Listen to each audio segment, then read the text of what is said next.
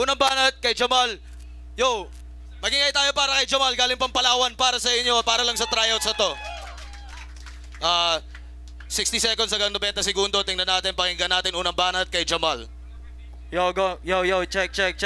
Yo, magingay muna pare sa flip top. Yeah. Salamat kay si Arik. Yo, para kay Rick Rock. Yo, tinamaan ka ng malas. Oh, binangga ako ng swerte. Ako yung marksman sa laro na kasunod ng 29. Mala West Side kontra East Side. Sa mapa ang Palawan tsaka Leyte. Di tatama ang bara ni Rick Rock kasi linya niya pare Leyte. Oo, late. Kasi huli. Kasi pare ang wak mo. Chong sentro yun ang Ross. Kasi linya niya malabo. 5-0 na tubos. 10 ulo ni Emilio. Pag sinampal kita walang iyaka, makakatikim ka ng aginaldo. Kasi yung sarili mo, yung sumasalamin sa'yo, puro kasuputan, puro supot na love song at puro diss track. Paano ka lalapitan ng mga tao? Bulabog yung hininga mo, literal na pan-diss track. O pan-diss track, diss track will kill you. Parang kanta ni Sinatra, cause diss track will kill you. Tangina hitinran ka ngayong ponyeta. Ha? Kasi pare, supot ka. Dito make up na quitties. Kaya papasabugan na lang kita, walang iyaka ng gasol na tiga Memphis. Wala ka ng kapal, puro ka na lang mukha. Kaya ngayon, Chong, wala sa yung A-libs. Kaya kahit nandito ka, all rounds ay nasa akin, parang logo ng Olympics. Kaya patay ka na bata. Fetus na sa bakuran binaon.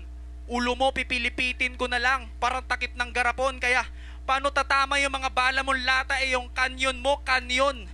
Ako yung rap artist na marumi, maglaro kung tawagin ako ron. Kaya magpasalamat ka sa akin kahit di ka dumating. Pinatay kita kahit wala akong makukuhang gantimpala.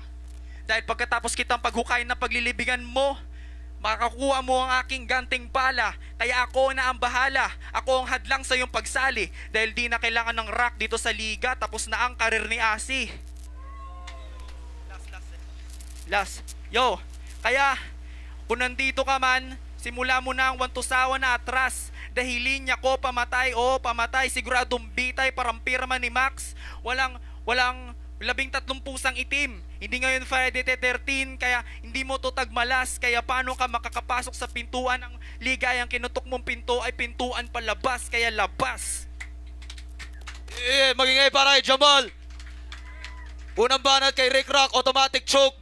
Unang banat kay Nico, pakinggan natin. Yo, timing lang. Di ako nakapaghanda talaga, pero subukan mag-freestyle kahit di kayo maniwala. Yo, sino bang kalaban? Sino kalaban?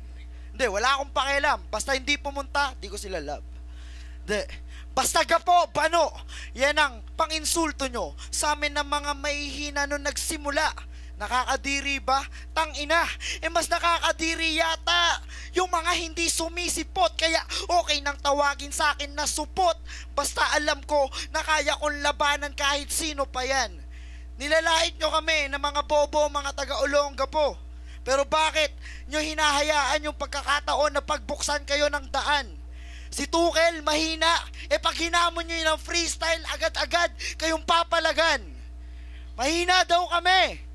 Pero mas mahina yata si Romano. Ang taas na agad ng tingin niya Freestyle king daw, tapos nagchuchok. Gago ka ba bro? Niloloko mo yata sarili mo. Pati mga fans mo tinatarantado. Kaya fuck the freestyle king. No Lebron hate. Ako freestyle warrior from Golden State. Tangina, ano pa ba? Masasabihin ko, nagpi-freestyle lang ako dito sa Cebu. Tangina, buti tinigilan ko na pagsashabu. Kaya tigilan nyo na rin para hindi kayo matulad kay Romano. Tigilan nyo na rin yung pagpapasa nyo tapos hindi nyo kayang pangatawanan. Puro lang kayo pangarap, di nyo naman kayang hakbangan. Pangalawang banat, Jamal, pakinggan natin. Yo, check. Yo, Rick Rock. Wala akong pake kung lahat ng mga linya mo, kung nandito ka bro, ay nasa ulo mo. Kasi gamit ko AK-47, ang bagsakan ng mga bala nito ay nasa ulo mo. Kaya pupukpukin na lang kita ng Nike shoes. Bakit? para yung tama na sa ulo mo. Kasi puro ka lang self-proclaim bars na kalawakan bars eh hindi naman nasa ulo mo. Tamo, binibasic na lang kita. Di ko na pinakomplikado ang detalye. Salamat sa mga taga-suporta niya ngayong pakialis na yan sa Leyte. Dahil panghambalos ko ay maso pang masahe ko lagare baklayang kalaban ko. Rodi Rick Rock Paulate. Kasi tong si Rick Rock nagbabakasakali sana sa flip top eh hindi naman yung tunay na hip hop. Sound trip nyong palagi reggae at K-pop. Dapat pinapatikim yun ng beach lap. Kasi Rick, wala kang kwenta. Lahat ng moves mo padapa. Wala kang kwenta Rick, para kang kaherang pataka. Yo, kasi walang epekto yung rock sa Stone Cold na naka-battle mode. Gamit ko'y Damascus sword, depensa mo ay pek-pek short.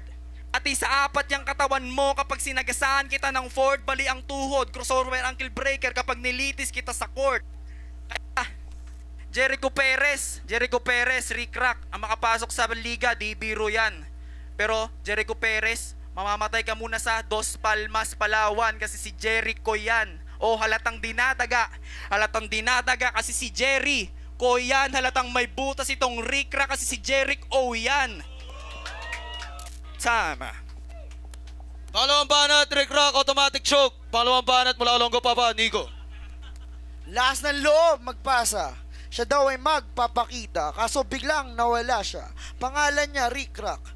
Magta-try out, but nawala siya. Sarap ibaliktad ng ulo para makaranas ng flip top. Wala akong masyadong hinanda. Kaya nga wala akong baon, kundi lalamunin ko na rin kung anong binaon mo.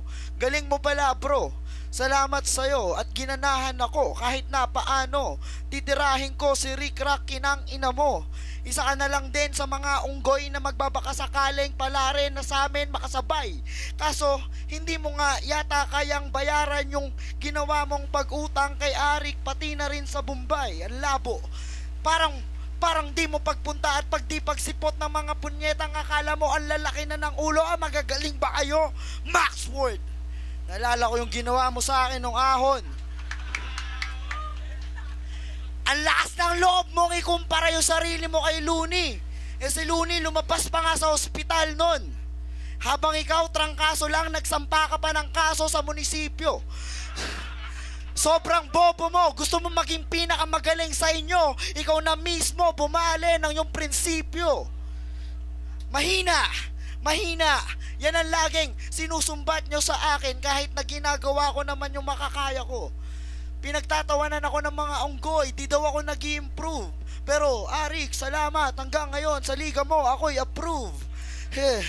At ang astig din, no? Akala mo talaga kami yung pinakabobo, pero hindi nyo alam, di nyo napupuna yung mga bago. Tamang para magkapangalan, babanggit ng mga may pangalan para lang mapag-usapan. Ganyan ang galawan, kaladkaran, pababa, mga putang inang asal, talangka, mga bakla. Lil P. Mateo, oh. Gusto mo ng shoutout, diba? Pues sikat ka na. Post mo sa FB, tinira kita. Ay hindi, tinira ka ng bakla. Sa Baguio, kinang ina mo ka. Limbanan, Jamal Batin. Yo, last round, yo. Kung nandito ka lang Yo, Rick Rock. Round 3 na. Malamang susuko ka na. Di kita boss, di kita pinaapaw, sadyang hinampas lang kita ng kamagong, literal na pinuno kita. Oo, kaya wag ka magbida. Dahil hindi ka artista, tapos ang karir ng Rick na to ngayong gabi ang WrestleMania. Kasi tong si Rick Rock, feeling bato. Sir, tao ba to? Sa akin babaliktad ang mundo mo kaya magiging bato. Wala ka ng bars Rick kasi nga low bato. Hanggang puwet na lang kita Rick kasi si Rick Rock bato. Tamo? Laro-laro ko lang. Pinaka-best mo, galing pa ng Alamat Productions. Wow, kaya pala kalupitan mo, puro kwento. Siya si Jericho Perez, aka Rick Rock. Yun ang basurang info. Supot ka pa lumaban sa mga halimaw. Kailangan pa mag-pacifier ng Jerichong to. Tao, pala kaibigan ako, Meng. Kaya pala yung fire ko friendly. Senaryo, patay na Bruce. Mga linya deadly. Mga linya deadly, dala ko puro pasabog. Chong ako ay tekis. Bawat dis mo, miss. Bawat disco, Chris. Kasi, nagchat pa siya sa akin, ng durugan daw kami. Durugan daw kami. Durugan daw ng bungo. Ang tanong, paano sasabay ito? Eh yung nanggahasa sa inyong Yolanda, walang galing sa kamay ko. Gusto mo ng panalo, Jericho, pumunta ka dito, sige, ibibigay ko. Pero paano mo makukuha yung matamis na tagumpay kung maasin yung lugar nyo? Ha? Maasin yung lugar nyo. Kaya, eto, mga linya ko ngayon, tatatakto, kaya sakto. Kaya kahit na nawawala ako, ibabalik ko kasi nga ngayon nandito si Jamal, galing pa ako ng Palawan, kaya mag-ingay muna, palakpakan at isa munang malakas na hiyawan. Rick Rock, good night. Huling banat, Nico. Yeah! Cebu! Visayas Division, nakita ko ang inyong pagiging stronger. Buti na lang, hindi na nagpakita pang muli si Fonger. Pasensya na kung titirahin ko yung pambato nyo na hindi ko man alam kung talagang pambato, bro, o talagang pambato lang yung talagang ninakaw niya, pati pera ni Enigma, ang kapal ng mukha mo. Kaya ang sarap mong chipugin kahit na high blood ako, unahin laman, kakainin ko lamon. Hihuhuli yung taba para masarap, pero pag tinamaan ako ng high blood ko, kinang ina mo, kahit hindi ko alam tong lugar to, hahantingin kita, pukin ang ina mo. Fonger!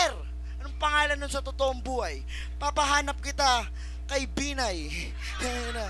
Para magdilim ang iyong paningin pag ikaw ay nasa kanyang harap. Ang kapal ng pagmumukha mo, dapat wala ka nang iharap. Pero bakit mo pa ba ang ginagawa na magpanggap? Dito, tangina, nawawala ako. Teka lang, stop. Kasi si Tukel, nasa isip ko na naman. Ginugulo niya yung utak ko. Sabi niya, Nico, wag kang mag-freestyle. Gamitin mo yung sulat mo. Eh bakit pa ako magsusulat? Kung ginulat ko na yung mga minumulat mo, oh, tangina mo talaga. Kaya ikaw, Rick Rock, magbabakasyon lang ako, pinagbayad mo pa ako ng pamasahe para tulungan tong patayin kang kinang ina mo kahit hindi kita kilala. Pukin ang ina ka, dapat kang matuwa eh. Pinagbigyan ka ni Enigma kahit tanga ka. Sabi nga ni Saito, bali wala maging attorney kung yung anak mo mongoloid. Tangina. Ano, last ni Saito kagabi, wala pa akong tulog, kaya yung freestyle ko pang abnoy. Pero okay lang to, kahit anong sabihin ko, malakas pa rin ako kasi kahit hindi ko laban, pinuntahan ko. Dive, left up ang ingay para kay Jamal at kay Nico.